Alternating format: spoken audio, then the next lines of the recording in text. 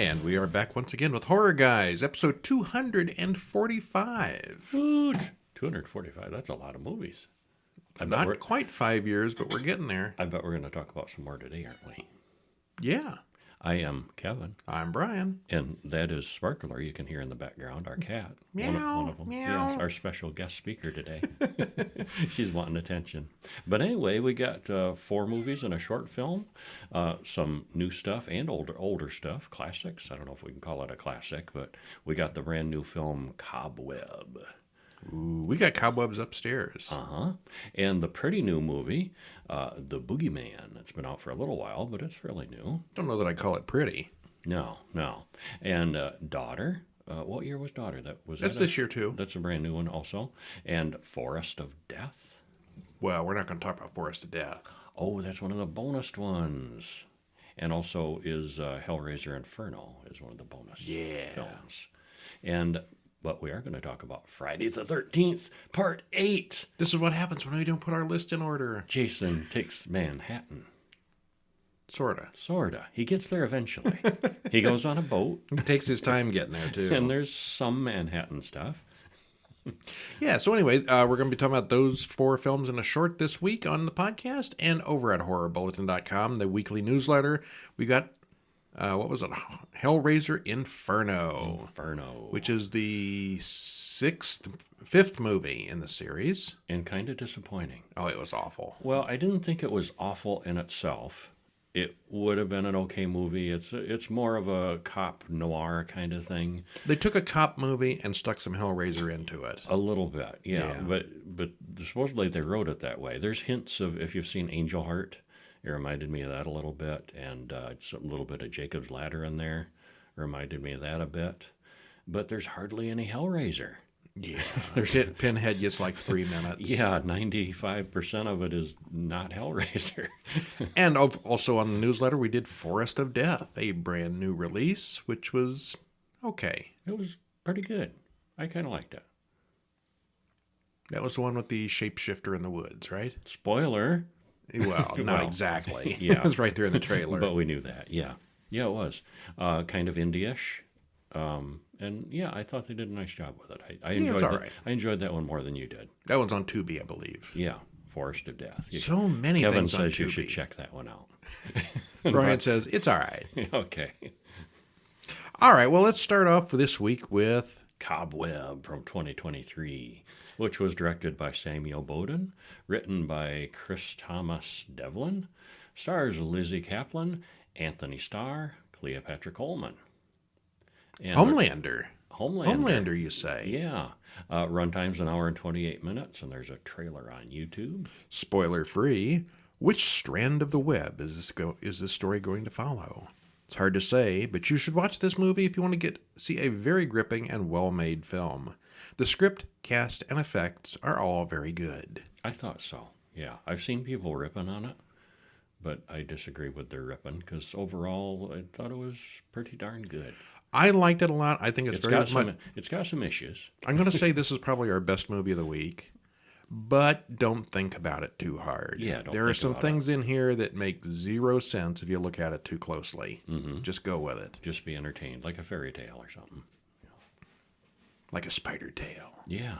All right, well, this is a brand new movie, so we're not going to spoil it entirely for you, but basically what happens. If you want to spoil it, for yourself, you can read about it on the web, but we're not going to. HorrorGuys.com has the full detailed spoilery synopsis online if you want to kill it for yourself. But a little hint here, 1 week before Halloween, and we get glimpses of little Peter's life. He goes to school, takes piano lessons, and looks pretty sad most of the time. Late that night, he hears something moving around, making noise inside the walls of his bedroom. He gets up and turns on his light, but there's nothing there to see. He knocks on the wall, and something knocks back. Yeah. He goes to wake his mother, but she doesn't hear anything when she knocks, and she says all the scary things are in his head. Credits roll. Well, at school, Miss Devine is the new long-term substitute teacher. Brian, another student, bullies Peter and threatens him with the coming recess. The new teacher lets him stay inside at recess, and they talk about Halloween, and she shows him how to dispose of a spider. safely, get it outside still alive. Well, when he talks about to his parents about trick-or-treating, his parents say he can't go. His father, Mark, tells him about the little girl down the street who vanished on Halloween a few years ago. So, therefore, he cannot. And that's why they don't want him to go for Halloween. That night, he hears a girl's voice calling his name in his room, coming from the wall this time. Well, this time Mark listens, and he doesn't hear anything. He says maybe it's rats, and he can fix that. So they both put down rat poison the next day.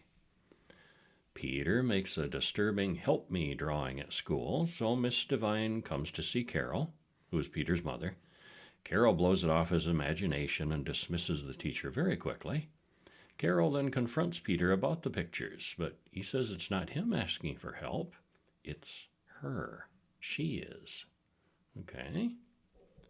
Well, the voice in the wall talks to him more. Peter, don't be scared, I just want to talk. And she says she just wants to be his friend. At school, Brian smashes Peter's pumpkin. The girl in the wall tells Peter to stand up for himself, gives him a bit of a pep talk. And the next day, Brian brings Peter a new pumpkin and apologizes. And it's one of those, because the grown-ups made me apologize, and here's your pumpkin, and I'm not sad at all about it. But, I'm sorry, that kind of apology. Well, Peter decides to make Brian afraid of him, and so he shoves him down the stairs. And he badly breaks his leg in the fall. He didn't mean to get that carried away, but he taught him a lesson. Yeah, let's just stop there. And understandably, Peter's parents are not pleased, and neither are Brian's, but stuff happens after that. Lots of stuff. So somebody lives in Peter's wall. It sounds like it. Well, in the very first scene, we noticed the interior layout of Peter's bedroom could not possibly match the exterior shots of the house. Yeah, Brian noticed that first. The windows and doors weren't in the right places. We rewound. Yeah, there's a window and the size of the interior versus exterior. The doors behind us were facing a window, and there's two side walls. But if you look at the outside of the house, that's not the way that lines up. Nitpicking. Yeah, a little bit. Yeah. Continuity, people. Well, Miss Devine has a phone, so why didn't she ever call 911 after she first ran into the thing on the wall? Panicked. Yeah. There are a few fun turns here. Who is the real monster? The creature effects are very good. The creature is very spider-like, but still technically human. Hence the name Cobweb. Yeah. It was surprisingly entertaining and didn't go at all where it looked like where it was going. Nice. Yeah. So, the girl down the street went missing, and there's a girl in his wall. Mm-hmm. Who do you suppose it is? You could be wrong. You could be. All right, so definitely, I think that's my favorite of the week. The Boogeyman would be a close contender because it's good too, but it's not quite Cobwebby. I'm still too hung up on how good the short story was, and the Boogeyman. What short story? The Boogeyman, the short story. The Stephen King short story. That Everybody I've heard complain about the movie Boogeyman talks about the short story. If you haven't read the short story, it's just fine. Okay. Yeah, I may have read it at some point. And that's I don't probably remember where I went wrong. It's one of my favorite short stories by Stephen King. Okay, well, we'll get to that. First of all, though, we've got... In 1989, Friday the 13th, Part 8, Jason Takes Manhattan. You know it's getting long when you got to read the Roman numerals and think about what the number is. VIII. Directed by Rob Hedden, written by him and also Victor Miller, stars Jensen Daggett, Kane Hodder, Todd Caldecott, and Tiffany Paulson. Hour and 40 minutes trailer in the show notes. Spoiler free if you haven't seen this 34-year-old movie. Well, they wanted to mix up the location a little bit on this one, so they did. But most of it is actually set on a big boat on the way to Manhattan. And some of it does take place in New York, as the title promises. It refreshes it a little bit from the same formula, but it's kind of the same formula of Jason just picking off a small group of people. A different setting this time. Well, after 7 movies, it got a little ridiculous that people would keep reopening this campground where everybody dies every year. Why would anybody go near that place? They wouldn't, and they know that. It was just stupid. So they decided to get Jason out of camp. And to do that, they have this, Camp Crystal Lake, which is this small lake apparently. It's always given the impression that it's this, small inland lake. And they take a boat to A cruise ship, New no York. less. A big boat. Yeah, Yes, it's not a little boat. Not no little boat. It's a big one. It's not a huge, one of the gigantic, but it's, there's it's a big boat from Crystal Lake to New York City. New York City. Yeah, how they do that? Yeah. Well- that aside, it was okay. Well, the idea of the movie was I read in the trivia that they were going to have Jason on the Statue of Liberty and Jason in the Empire State Building and in front of all these Times Square, going on a rampage in Times Square, and they had zero money. Yeah. So basically, we see zero Jason wandering permission around some and- black alleys that were probably filmed in Montreal or somewhere. Well, there is a little bit of Times Square action. Very little. Barely. Yeah. Well, okay, so 30-something years old, let's talk about it. We get a hard-boiled voiceover about living in the big city. You know how that works. Yeah. We see that it's a very 1980s big city, too, with rats, muggings, drugs, graffiti, and all the fun of life in New York City in the 80s. It was not a nice place back then. No. I hear it's better now. Mm-hmm. That's what they say.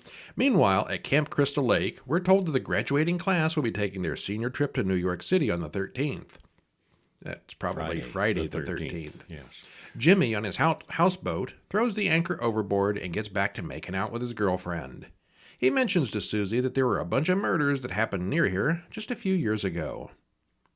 Well, we see Jim's anchor dragging on the bottom of the lake, and it disturbs an electrical cable that ruptures and electrifies the body of Jason Voorhees deep underwater. If you recall, in the previous movie, he ended up at the bottom of the lake. What are the chances of this happening? Well, he's been reanimated Well, again. up above, Jim pretends to be Jason, wearing the hockey mask and all, until the real Jason gets them both and takes the mask along with him.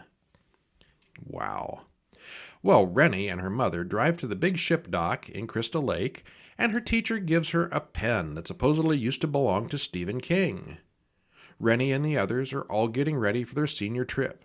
See, Stephen King was a thing 35 years ago. Oh, yeah. He's old. Yeah. Charles and Colleen are the chaperone teachers going along. Charles is a grumpy old grouch, and he's also Rennie's legal guardian. Not far away, Jimmy's boat drifts to shore, apparently abandoned. Up on the bridge, the Admiral wants his son Sean to take over the ship, but the son's just not that interested.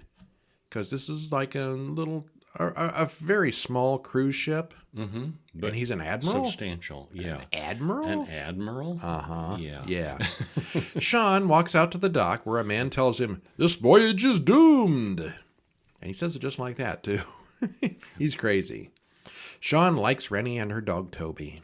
See, the impression I got, I mean, this is a private company now, on a private boat. And it's like old retired military people that, they still call him colonel for the rest of their life. He's still, admiral. He was an admiral and he's retired, and he just, everybody just still calls him admiral, even though he's not really. This isn't a military vehicle. No. Yeah. So he's not, there is no rank here. You're not admiral of a cruise ship. I think the guy in charge of the ship is a captain, regardless of his real rank. Yeah. But I think, because, a title of respect, he used to be an admiral, and so they still call him that. Okay. Yeah. I think somebody just didn't think too hard. Okay. Like getting that giant cruise ship at Camp I'm Crystal trying Lake. to make allowances for him. Well, JJ and Wayne talk about guitars and acoustics and his video camera. Jason follows JJ down to the engine room, where she's heard the acoustics are supposed to be good. A giant noisy machine engine room and the acoustics are supposed to be good. I don't think that would work that way. It's an excuse to be alone. It is. Uncle Charles warns Rennie that there's supposed to be a storm tonight. She still has nightmares over something, and she wants to get over it, but she doesn't even remember what it is that caused her trauma. Jason kills a guy in the sauna with a hot rock.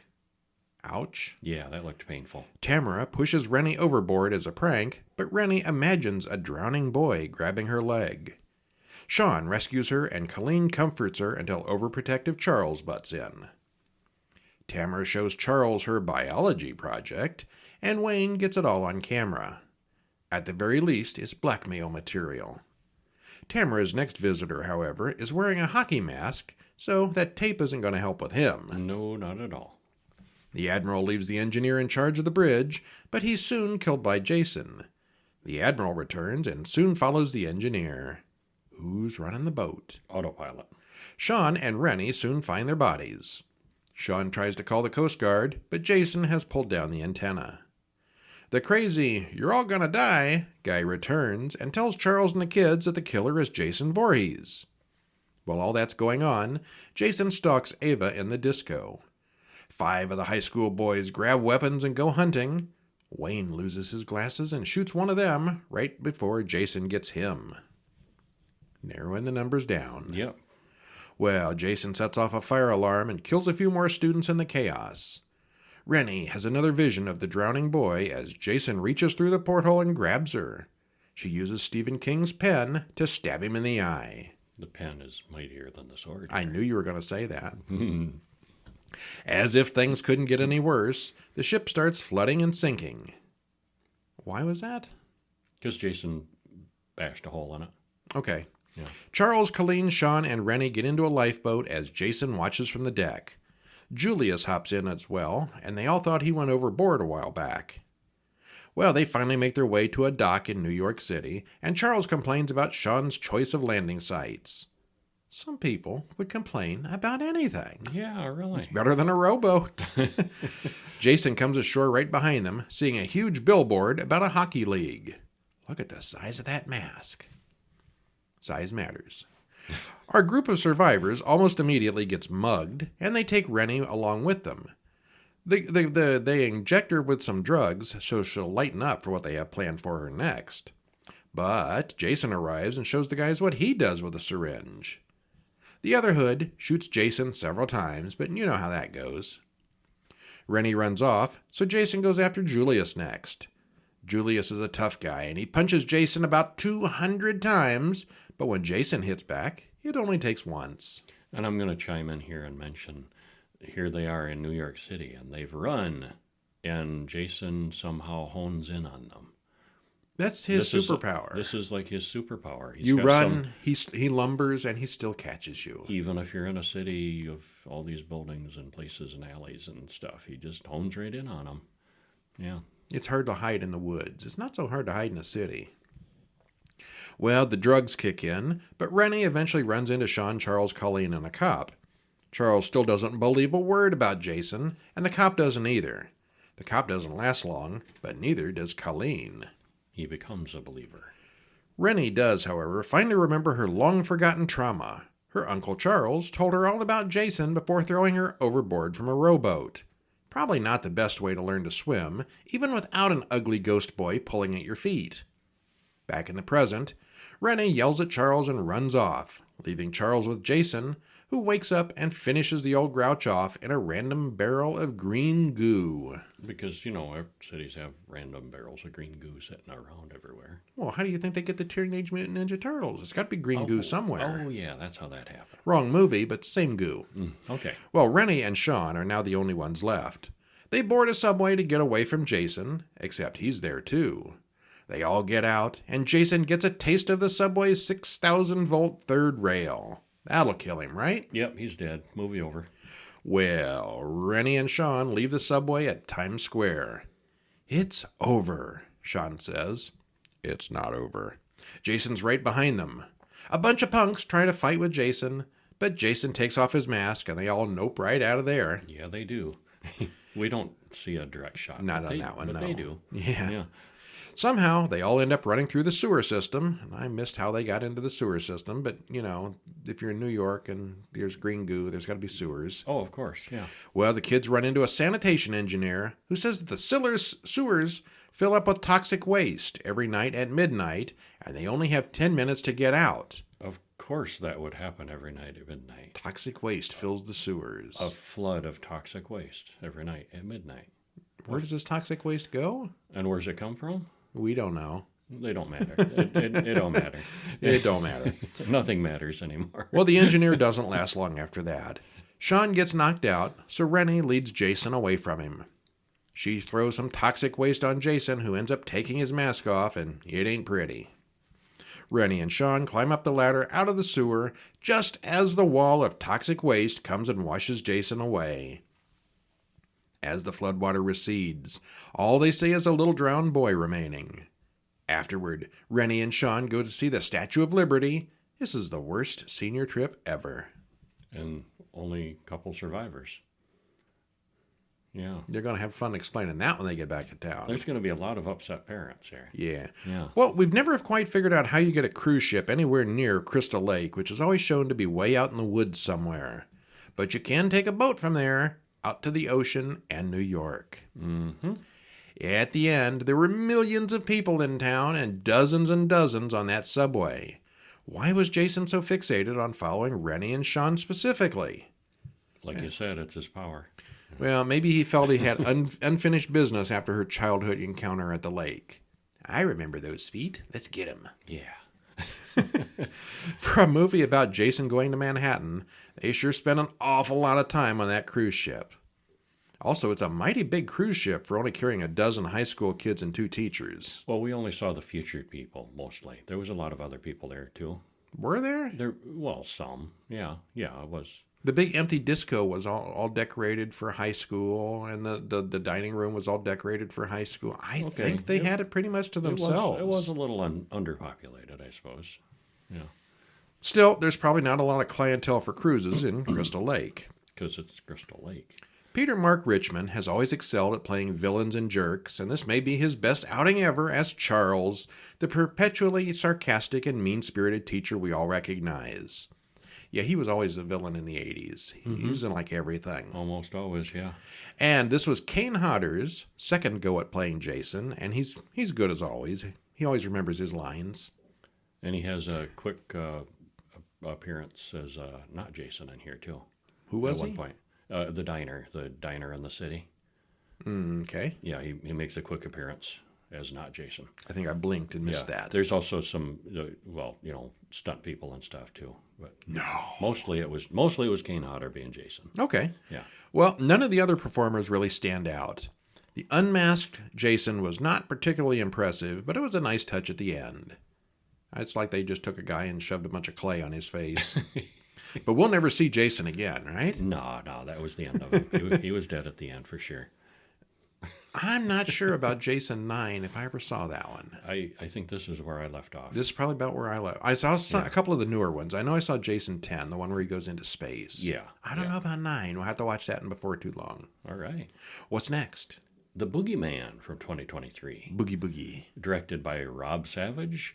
Written by Scott Beck, Brian Woods, Mark Hetman. Stars Sophie Thatcher, Chris Messina, Vivian Lyra Blair, and David Dastmalchian. Who's in like everything this year. Yeah. Runtime's an hour and 38 minutes, and there's a trailer in the show notes. Spoiler free. They took an amazing Stephen King short story and stretched it out into a full-length movie. In doing so, they diluted it a lot. It's well made, well acted, has excellent special effects, and so forth. There is some creepiness, and there are some really good scary moments, but it's too long and too slow-moving in many parts. It was a fine short story. Mm-hmm. It's a bit long for a movie, short for a movie. Story.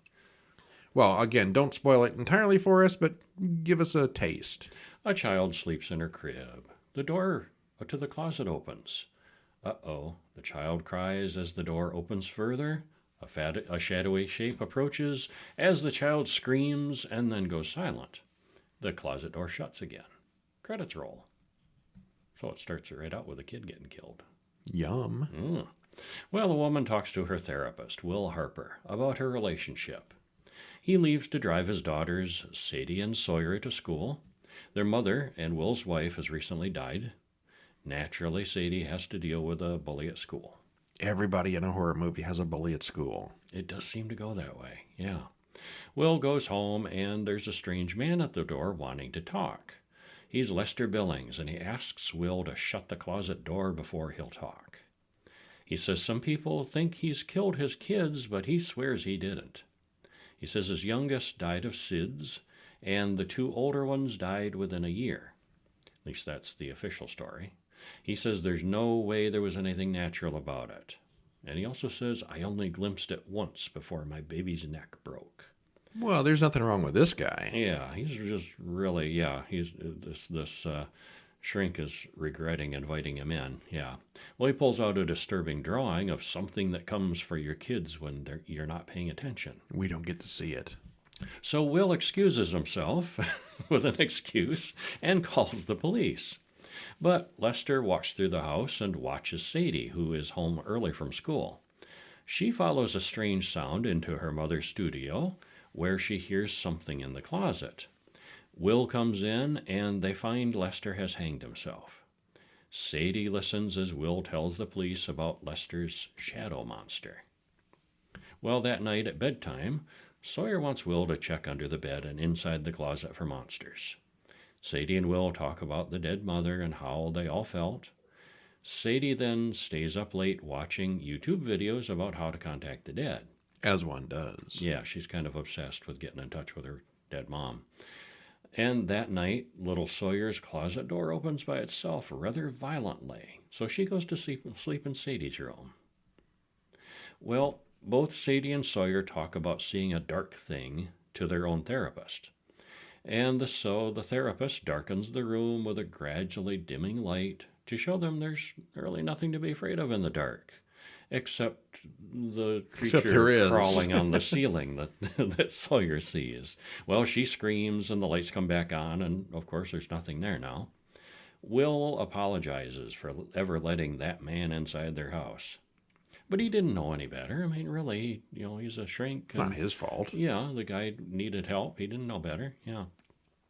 Well, that night, Sawyer explores the dark house while Sadie listens to the recordings of Billings' statement. So much for patient confidentiality. She sneaks into the office and looks at the whole session and, everything that Billings said when he was there before he killed himself. Well, they both end up... Actually, wouldn't the police have taken all that as evidence? I know there's patient-doctor privilege and stuff, but the guy was dead and a criminal, so I don't know. Probably not, because it wouldn't really be relevant to... How would that not be relevant? He was crazy and talking to a psychiatrist like 3 minutes before he killed himself. Well, I don't know. Yeah, I think maybe that's a oops. That's a good question. Yeah. Well, they both end up seeing the picture that Billings' child drew, and they both recognize it. Yeah. Hey, we've seen that. Yeah, I was crawling on the roof at the psychiatrist's office. Yeah. Probably a good place to stop there. Yeah, it is. But there's a monster in the closet. More stuff happens, too. Well, the scary, terrifying, horrifying film starts off with a warning, contains tobacco depictions. Really? That's the big warning? It's a black screen with this contains tobacco depictions in a full screen warning. Uh-huh. Oh, my. Oh. Now we know it's going to be scary. It's a movie about suicide, mental illness, murder, and a monster that eats children. But tobacco is what they warn us about. That's the thing you got to watch out for. Wow.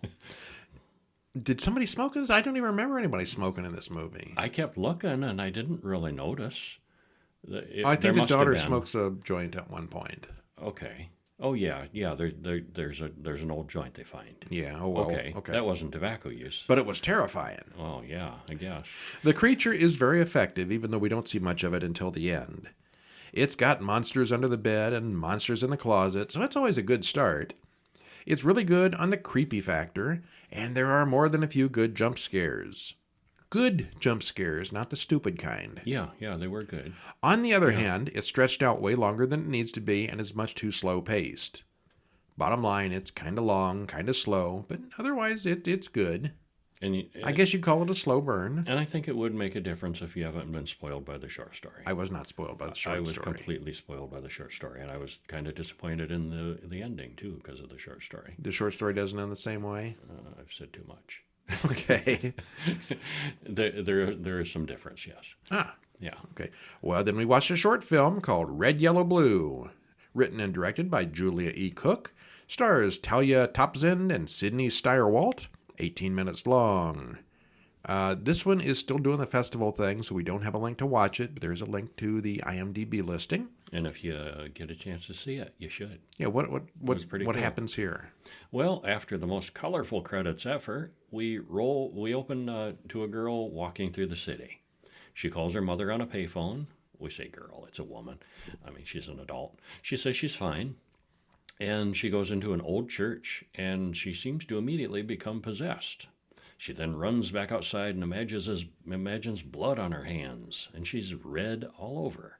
And that was just a dream, or was it? Well, she was red all over. Is she going to turn yellow and blue too, we wonder? We wondered, yeah. Well, her mother says she talks like she's insane, but she doesn't say anything really crazy sounding to us.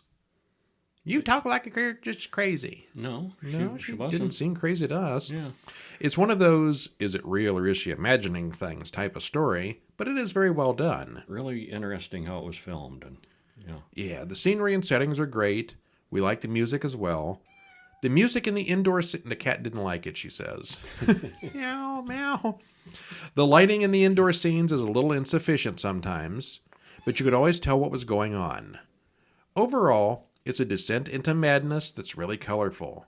Like David Lynch would be pleased with this. Like the title alludes to. It's colorful. Yeah. Yeah. And then we've got one more. Another new one, 23's Daughter. Written and directed by Corey Dishon, stars Casper Van Dien, Elise Din, and Vivian Ngo. Hour and 35 minutes. Spoiler free. It's a post-apocalyptic film. Or is it? Or is it? Yeah. A lot is not explained and left for us to figure out to speculate on. It's slow-moving, low action, and very, very character-driven. The horror guys are split in opinion, with Kevin enjoying it substantially more than Brian. Mm-hmm. I did. Okay, it's been a week or so since I've watched this. I don't remember it being that bad. Okay. I don't think I hated it. Okay, you didn't hate it, but I think I liked it more than you did. It's a degrees of liking. Remind me what happens. Not too much, though, because we can't spoil it. Yeah. Yeah. Well, as credits roll, a woman runs down the road with a truck in pursuit. The people in the truck are wearing gas masks, and the young woman is clearly terrified. The people in the truck chase her, and we later see them walking away with hammers covered in blood. You know why that had to happen, right? Asks the father to the son as we get a flashback to the father killing the girl. And the characters in this movie are father, mother, son, and daughter. None of them have names. They don't have names, yeah. You know you could have prevented it, right? So you'll try harder next time, right? Well, they go home, have a weird ritual where they burn a photo of the girl. And then there's a new girl. And father pulls the sack off her head. Father says that he doesn't want to hurt her. He has her chained to the floor in his garage. Your name is daughter. You can respond to sister when it's appropriate. And he promises she won't be harmed if she cooperates, and that she can go home in a few years. What? Then we see father, mother, and son having dinner and smiling. And it's a perfectly normal family. Anticipation of the new sister coming in. Yeah. Well, father then introduces daughter's new mother, and he insists that they had her 18 years ago, but the dates are sketchy, so don't worry about that. He insists, this is how this is. You were born here, And mother says, well, if you're happy, it'll be easier for all of us. It's easier if you just do what he wants. Well, father talks to son. There's kind of a classroom kind of homeschooling situation here. Talks to son about the corruption and the rot in the outside world. And son asks when his new sister will be okay. Father says he's sure that she isn't sick. He's got to be sure that she isn't sick. Yeah. So there's some illusion that there is a plague outside or something going on. Well, father tells daughter that all this is for brother's benefit. Now, you see, you're giving him the benefit of the doubt that there's something going on outside. Well, I just assumed he was a crazy religious cult guy. Well, there were so many hints of that, though. They kept alluding to that there was something outside, and they're wearing gas masks out there. And, there were so many signs that, that there was something out there. Okay. And now, yes, I took it as the father was just gaslighting everybody. Well, yeah, but I kind of thought it because the daughter was living outside. Way. She didn't know anything weird was going on. Well, or did she? Well, she was just a survivor. Yeah, We don't know. I didn't know, if and this was his reaction to the apocalypse, and he lost his mind, and but I thought it was interesting too because clearly the son is sheltered and not educated on real world stuff, science and mathematics and things like that. But he's clearly smart because father is talking about this religious stuff, and the son is making some good counterpoints. And you can tell that the father's kind of starting to get uncomfortable and says, well, that's enough class for today, kind of thing. Let's stop. And I'm thinking, this kid is too smart for his own good here. Too questioning. So anyway, they kidnap the daughter and absorb her into the so-called family, and weirdness ensues. Very weird. Yeah. All right, well, let's see. Where we got here on the commentary? What was the blood for? At various points in the movie, the father comes in and takes samples of the daughter's blood. And he keeps them in a refrigerator. Him too. Yeah. Why? But we don't know. We don't know. Yeah. Oh, we were wondering all along whether there was really some kind of sickness or plague outside the house. You were going with no. Actually, I was never in doubt. I just assumed that there never was. Okay, I was in doubt. Okay, so I thought there was enough there to make us doubt. All right, well, I'm not going to argue with that. Maybe there was. It's got kidnapping, brainwashing, gaslighting, all rolled into one very creepy movie. It's kind of slow and drawn out, however, and it was a struggle not to doze off a couple of times. Okay, I didn't have that trouble. It's very weird, I'll give it that. Mm-hmm. I did like it. Yeah, it's one worth checking out for sure. Yeah. And then again, over on the newsletter, we talked about 2023's Forest of Death, a well-made indie film with more pluses than minuses. The suspense is good, the acting is acceptable, and the technical aspects get the job done. Yeah, that doesn't sound like glowing praise, though. Well, no, but it's. I thought it's really clever how they cheat on special effects. I mean, it's a shapeshifter. Yeah, and I thought they really did a good job of portraying that. It looks like whatever character just died. Yeah, without actually showing an actual shift on screen or anything like that. Mm-hmm. But they do a few other tricks too, not just the showing who died. But yeah, I thought it was well done. And also, we looked at 2000's Hellraiser Inferno, which was a decent police-based horror movie with hints of Angel Heart and Jacob's Ladder. We travel through the story along with the anti-hero, wondering what's going on and where things are going. The biggest problem is that it's in the Hellraiser series, and there's not nearly enough Pinhead or Cenobite action. It was a cop movie, and it was disappointing. It was, as far as Hellraisers go. Yeah. Oh, well, that's our movies for this week. That's 4 movies and a short, plus 2 bonuses, and next week we'll do the same. More movies? More movies. All right. I think next week, we said earlier that this was going to be the September of sequels, and we haven't really had that many sequels. There's too doggone many new movies. Mm-hmm. Next week, nothing but the sequels. All right. All our movies will have numbers behind them. Okay. For better or for worse. Mostly for worse. Mostly for worse. Yeah, boy, these sequels, just most of them go downhill. Sometimes the second sequel, the number 2 movie is better than the first, like Alien and Aliens. There are exceptions, yeah. Well, actually, that was debatable. I like Phantasm 2 very much.